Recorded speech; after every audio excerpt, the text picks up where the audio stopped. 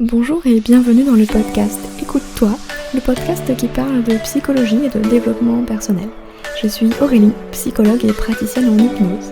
J'accompagne les femmes en démarche minceur à lever les blocages psychologiques et à reprendre confiance en elles. Bonjour et bienvenue dans l'épisode 10 du podcast Écoute-toi. Le sujet du jour, c'est mincir autrement. Si vous avez enchaîné les régimes toute votre vie et que le poids perdu est revenu avec tous ses copains en quelques temps à peine, c'est peut-être que le problème se situe ailleurs que dans votre alimentation. Vous le savez, depuis 2018, j'accompagne les femmes dans leur démarche minceur sur l'aspect psychologique, car on sait désormais que le poids n'est pas que dans l'assiette. Je vous propose donc aujourd'hui une méthode pour mincir autrement. C'est une méthode que j'ai mis au point de mon côté. C'est un programme en ligne qui est disponible sous forme d'accompagnement et petit bonus à la fin, je vous en parlerai pour vous dévoiler mon projet secret. Alors comment mincir autrement ? Bien la première chose, ça va être de se poser les bonnes questions. Et la première question que j'ai envie de vous poser, c'est pourquoi ? Pourquoi voulez-vous maigrir ? Parce qu'il existe une multitude de raisons qui poussent les gens à se lancer dans une démarche de perte de poids. Mais la seule raison valable qui vous donnera assez de motivation pour y arriver, c'est pour vous. Si c'est votre médecin qui vous dit qu'il faut maigrir pour votre santé, ou votre conjoint qui veut que vous maigrissiez pour être plus attirante ou que sais-je, eh bien pour moi ce n'est pas une bonne raison. Je vous invite à bien y réfléchir pour y trouver un intérêt personnel et ainsi mettre toutes les chances de votre côté. Ensuite, deuxième question à laquelle j'aimerais vous inviter à réfléchir, c'est quelle est l'origine de la prise de poids ? Si c'est une mauvaise alimentation, qui est la raison la plus connue, eh bien c'est loin d'être la seule cause. Il ne faut pas oublier que nous sommes des êtres émotionnels et que nos émotions tiennent une grande place dans la question du poids. Ce n'est d'ailleurs pas pour rien qu'on parle de kilo émotionnel.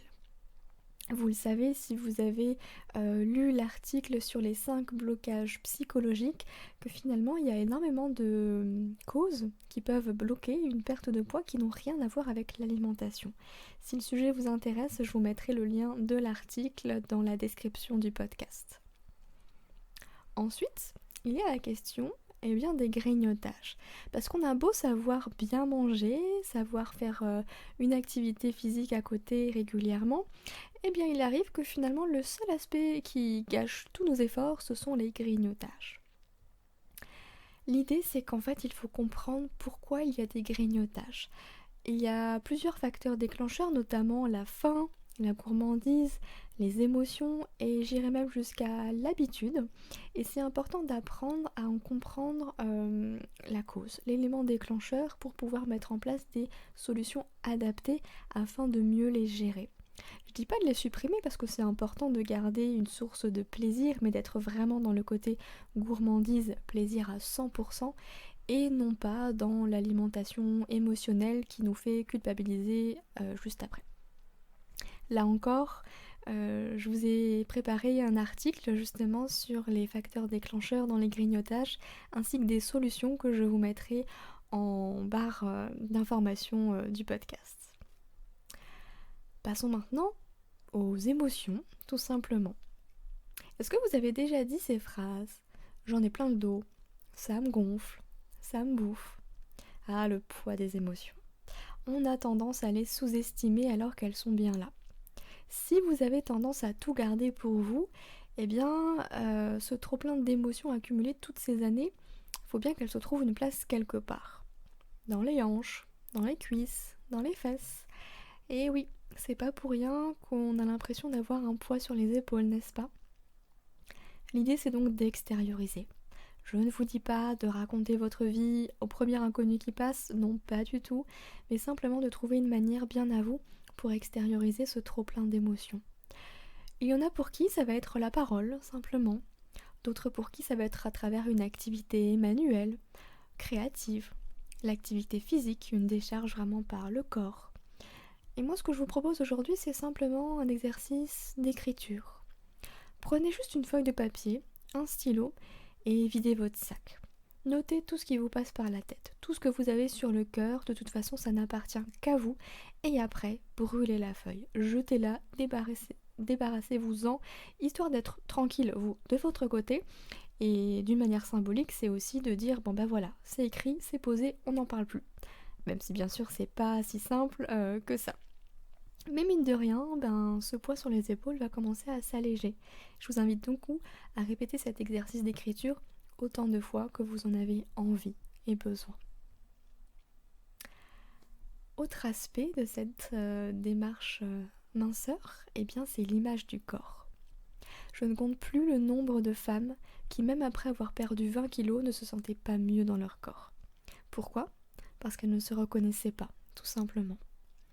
La perte de poids entraîne un changement physique qui doit être accompagné pour moi d'un suivi psychologique, surtout quand on est dans une perte de poids assez conséquente. Si c'est 2-3 kilos, ok, il n'y a pas de souci. Mais quand on dépasse effectivement 10, 20, 30 kilos, là tout de même ça touche vraiment à quelque chose de bien plus profond que simplement le corps. Parce que l'image que nous avons de nous-mêmes n'est pas qu'une image externe. On a une représentation interne aussi de nous-mêmes. C'est pourquoi certaines femmes, même après avoir perdu énormément de poids, pour elles, les kilos sont toujours là, dans leur tête, alors qu'elles voient bien que dans le miroir, ils ne sont plus là. Mais pour autant, il faut se dire que ces kilos, même si vous les détestez, ils font partie de vous aujourd'hui. Et s'ils sont présents depuis des années, c'est un petit peu comme une séparation, c'est de faire le deuil de quelque chose. C'est pourquoi il est important de ne pas négliger l'aspect psychologique dans une démarche minceur, à mon sens. Bien sûr, je suis psychologue, je prêche pour ma paroisse, évidemment. Mais c'est aussi dû à mon expérience, bien sûr. Donc, beaucoup de femmes pensent qu'elles pourront se sentir bien qu'après avoir perdu du poids. Or, ce qui fonctionne vraiment, et je vais vous donner là le secret de la minceur, c'est de d'abord apprendre à se sentir bien pour perdre du poids. Je sais, c'est paradoxal et c'est clairement pas ce que vous avez envie d'entendre parce que pour vous ça vous paraît insensé. Mais je vous assure que c'est dans ce sens-là que ça marche vraiment. Pour vous y aider, passons maintenant sur notre discours intérieur. Vous savez, cette fameuse méthode Coué dont on a parlé dans le podcast précédent. Parce qu'en fait, travailler sur les pensées et les croyances est indispensable pour se débarrasser de nos vieux schémas de pensée. Ceux qui font que le poids revient aussi vite qu'il est parti en fait. L'idée c'est de reprogrammer notre cerveau pour s'assurer une stabilisation sur le long terme sans avoir à se soucier de son poids toute sa vie. L'idée c'est pas que vous soyez au régime H24, qu'à chaque fois que vous preniez quelque chose pour vous faire plaisir vous vous culpabilisiez. Non, il faut changer simplement votre représentation, vos pensées, vos croyances. Il faut simplement apprendre à reprogrammer votre cerveau. C'est vraiment de faire une mise à jour, vous voyez, pour que ce soit adapté à aujourd'hui. Je vous invite du coup à lire mon article dédié sur la méthode Coué pour mincir si vous ne l'avez pas encore lu, ou simplement d'écouter le podcast précédent si vous préférez ce format. On apprend justement à formuler des affirmations de la bonne manière pour qu'elles puissent avoir un impact sur notre mental. Passons maintenant à la bienveillance. C'est l'un des points essentiels et pourtant si difficile, être bienveillante avec soi-même. Mais pourquoi sommes-nous si durs envers nous-mêmes alors que nous savons être bienveillantes avec les gens autour de nous que nous aimons ? Apprendre à s'accepter et à s'aimer va vous aider à vous traiter enfin avec respect. Car vous méritez le respect et la bienveillance, mais pas seulement des autres. Il faut qu'elles viennent avant tout de vous pour que ce soit vraiment efficace. Parce que je suis persuadée que votre entourage autour de vous vous font des compliments, vous dit que c'est super ce que vous faites, etc. Et qu'est-ce que vous vous dites vous de votre côté ? N'importe quoi. Alors, je sais pas ce qu'ils racontent, mais franchement, j'y crois pas du tout. Mais stop, arrêtez de vous maltraiter à ce point-là. Arrêtez ce discours négatif autour de vous-même. Vous avez le droit d'être qui vous voulez être. Vous avez le droit d'exister. Autorisez-vous. Tout est une question de mindset, d'état d'esprit. Et là encore, j'en ai fait un podcast parce que c'est vraiment important de travailler sur notre discours intérieur car c'est lui qui va guider notre état d'esprit. Parallèle également avec la confiance en soi qui inclut l'estime de soi et l'amour de soi où c'est hyper important de travailler là-dessus. Et oui, finalement on se rend compte que une démarche minceur, c'est pas simplement équilibrer son assiette et faire du sport. Non, c'est beaucoup plus complexe que ça. Et j'ai pas dit compliqué, j'ai dit complexe parce que ça va toucher à plusieurs éléments. Mais n'hésitez pas à vous faire accompagner. Et par rapport à cette question de la confiance en soi, eh bien j'ai créé un e-book pour vous aider à développer votre confiance en soi. Car il faut savoir que ce n'est pas quelque chose de figé, ni même quelque chose que l'on va acquérir une fois qu'on est, le verbe naître, mais c'est quelque chose qui se développe, qui se construit et qu'on peut tout à fait travailler tout au long de notre vie. C'est fluctuant, et ça il faut le savoir. Je vous mettrai le lien également pour télécharger cet e-book gratuitement pour vous aider justement à développer votre confiance en vous et ainsi vous sentir bien dans votre corps pour faire bouger ces derniers kilos qui vous embêtent tant. Dernière chose que j'avais envie de partager avec vous, eh bien c'est un exercice de visualisation. On dit souvent que sans vision, il n'y a pas de résultat. Et quelque part c'est logique, si vous n'entrez pas la destination dans votre GPS, il vous emmènera nulle part en fait, ou en tout cas certainement pas où vous voulez aller. Surtout si vous-même vous ne savez pas où vous voulez aller. Donc en fait perdre du poids c'est un objectif qui est trop vague. Pour y arriver il va falloir être beaucoup plus précise. C'est-à-dire combien de kilos est-ce que vous voulez perdre? En combien de temps? Soyez raisonnable bien sûr. 1 à 2 kilos de perte par mois c'est largement suffisant je pense. Et pour vous y aider, je vous invite à faire un petit exercice de visualisation extrêmement puissant. Je vais vous l'énoncer là aujourd'hui et je vous invite à le faire tous les jours, pourquoi pas, avant de vous coucher, pour avoir vraiment cette image en tête et programmer votre cerveau dès aujourd'hui. Alors installez-vous dans un endroit calme, où vous ne serez pas dérangé. Fermez les yeux et imaginez-vous dans quelques mois, avec votre objectif atteint. Prenez le temps d'imaginer chaque détail et de ressentir les émotions associées. Le bien-être, la joie, la fierté, le confort. Regardez-vous bouger, regardez-vous parler. Vous rayonnez. Imprégnez-vous de ces images et de ces sensations positives afin de les ancrer en vous. Votre objectif, il est à portée de main. L'intérêt de cet exercice est de montrer en fait à votre cerveau que c'est possible. Afin de contrer ces fameuses croyances limitantes et pensées qui disent que « Oh mais j'y arriverai jamais, je suis trop nulle, j'ai aucune volonté, je reprends toujours tous mes kilos, etc. » Vous savez ce genre de phrases qui finalement font que le poids y revient toujours. Notre cerveau ne fait pas la différence entre ce qui est réel et créé, d'où l'importance de lui montrer ce qu'on veut pour qu'il nous aide à rester focalisés sur notre objectif. Parce que forcément, si chaque jour vous vous dites « Oh mais c'est trop dur, j'y arriverai jamais, j'ai aucune volonté, j'ai pas de motivation », évidemment que ça va pas marcher. Comment voulez-vous que ça marche si vous-même vous y croyez pas? Donc on reprogramme notre cerveau, on pense positif et surtout on garde notre objectif en tête. Donc c'est un petit peu l'idée et le squelette, je dirais, du programme bien-être que j'ai créé. C'est un programme qui s'adresse essentiellement à toutes ces femmes qui veulent dire définitivement adieu à leur kilo émotionnel, mais qui sont prêtes à faire un travail personnel en fait pour lever leur blocage psychologique et à reprendre confiance en elles. Parce que ce programme il est destiné aux femmes qui savent manger équilibré, qui ont déjà une bonne hygiène de vie et qui font tout ce qu'il faut, mais qui pourtant bloquent sur l'aspect du poids parce que simplement le problème n'est pas dans l'assiette, mais il est dans la tête. De pouvoir travailler sur ses croyances, ses pensées, sur l'image de vous-même. C'est un programme que j'ai créé vraiment pour vous aider à vous libérer de toutes ces choses, de tous ces boulets du passé, je dirais.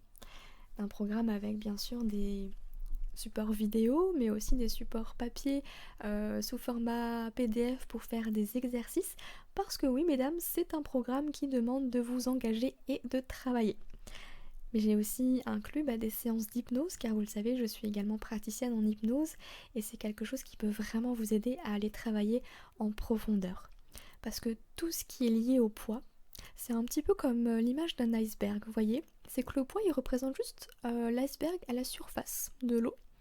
Et tout ce qu'on ne voit pas, tout ce qu'il y a en dessous, c'est vos pensées, vos croyances, votre histoire de vie, des chocs émotionnels, ce que vous pensez de vous, votre image, etc. etc. Et avec l'hypnose, eh bien, on va pouvoir travailler justement tout l'aspect invisible, inconscient, pour faire bouger les choses beaucoup plus rapidement. C'est pas pour rien que l'hypnose fait partie des thérapies brèves. Donc c'est vraiment un programme pour vous aider à reprendre votre vie en main et à vous sentir bien.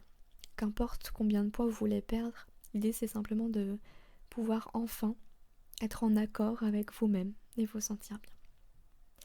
Et comme au début je vous l'avais promis de vous parler de ce petit projet secret sur lequel je travaille, eh bien je suis en train de mettre en place des accompagnements dans ce programme-là.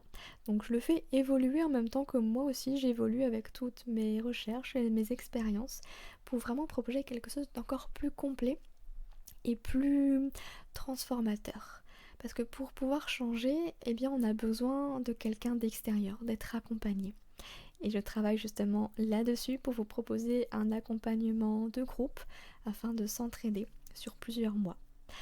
Et à côté de ça, eh bien je suis en train d'écrire en fait mon premier livre qui va s'appeler Mincir autrement, normalement, si je ne change pas d'avis entre temps, qui retrace en fait simplement ce programme. J'espère qu'il pourra sortir à la fin de l'année 2020 et comme j'ai déjà bien avancé, j'avais envie de vous faire un petit cadeau, c'est de vous offrir le premier chapitre en fait, en vous inscrivant dans le lien qui va être sous l'épisode du podcast. Vous verrez, il y aura un lien pour vous inscrire à la newsletter uniquement pour recevoir ce premier chapitre du livre Mincir autrement qui vous aidera à reprendre un petit peu le contrôle de votre vie avec l'aspect psychologique. J'espère en tout cas que vous êtes aussi impatiente que moi. Je vous tiendrai bien sûr au courant de toute l'avancée de tout ça. J'avais vraiment envie de vous parler de ce programme bien-être dès aujourd'hui parce que c'est vraiment quelque chose qui me tient à cœur. J'ai envie d'aider les femmes. Au-delà d'une perte de poids, c'est de les aider finalement à être libres, être indépendantes, autonomes et de pouvoir s'assumer pleinement telles qu'elles sont. Parce que chaque femme est merveilleuse et c'est vraiment ce qui me tient à cœur.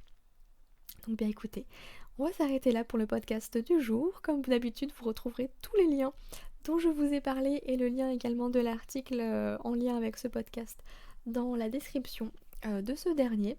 Et en attendant, je vous souhaite une très belle journée, soirée. Prenez soin de vous et je vous dis à très bientôt.